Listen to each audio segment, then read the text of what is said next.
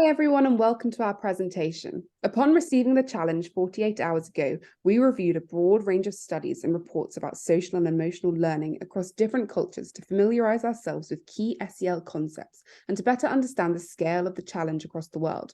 This research suggested that there is overwhelming support for SEL learning techniques in principle, but that there is a gap between this belief and the action of applying SEL in classrooms.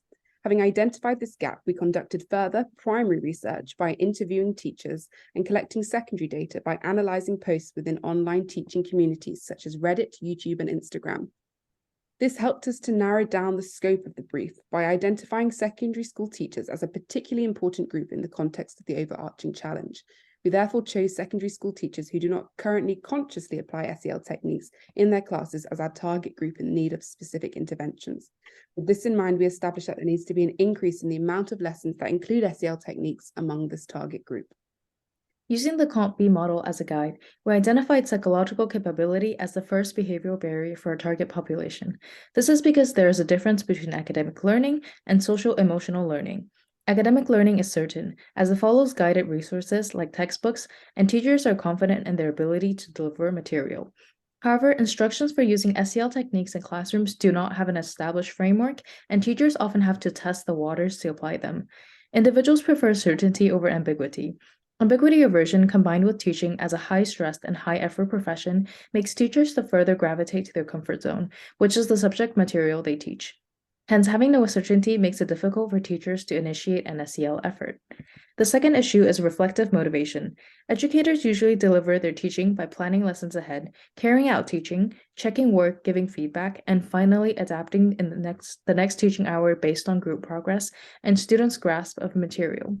Students' grades are also the primary success metric of teachers, as measured by the head of school. This feedback is immediate and measurable for traditional academic teaching.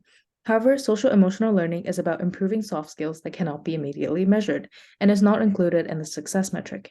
Hence, even if teachers were to try out SEL techniques within classrooms, they would not maintain such practices as they cannot see concrete results of their SEL efforts. The third and final problem we identified for our target group is in reference to their social opportunity.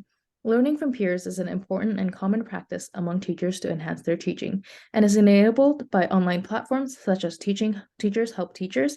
However, actively incorporating SEL techniques is not a known social norm among teachers, nor are there any established school policies among secondary schools to promote these practices.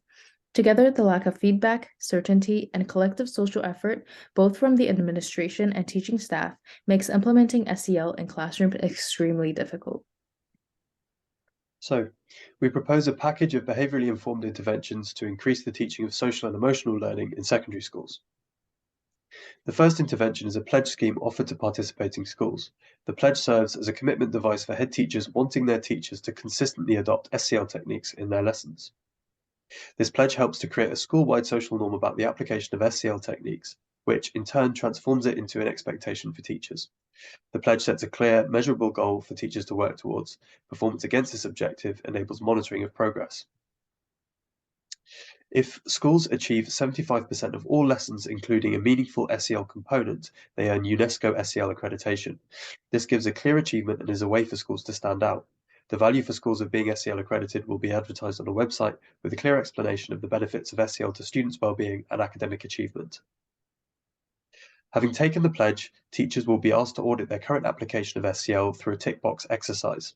Upon completing this exercise, teachers will be graded on their current SEL application. We ensure that a number of techniques listed are low-effort, everyday SEL activities that all teachers already engage in. This means that all of the teachers will be marked as at least intermediate performers. This is a goal gradient manipulation. The intention is to increase motivation of teachers by making the teacher feel that they are closer to the goal of SEL expertise. This intervention has the added benefit of informing teachers of SEL techniques that they do not currently apply but could.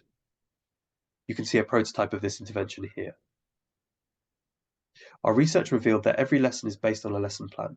Many schools distribute their own preferred template for this plan. We would introduce a modified version of a school's existing plan template that includes a dedicated SEL section. This is to nudge teachers to regularly consider the SEL component while they are planning the lesson. It also utilizes habit stacking by adding a new habit onto an existing regular behavior, i.e. creating a lesson plan. This is an example of how the plan would look. Teachers self-measure success by filling in an SEL activity review at the end of each day. The activity review is our success metric, but it also helps to make the application of SEL in lessons trackable, integrating it into the teacher's performance feedback loop. This intervention is critical for evaluating the outcome of all interventions. When evaluating the effectiveness of the interventions, the dependent variable is the percentage of lessons in schools that are taught with an SEL component. Different combinations of the interventions that we've mentioned can be rolled out to different schools in a way that enables experimental comparison. By applying these interventions, we hope that the perception of social and emotional learning in secondary schools as a nice to have will transform into the need to have that it truly is. Thank you so much for listening.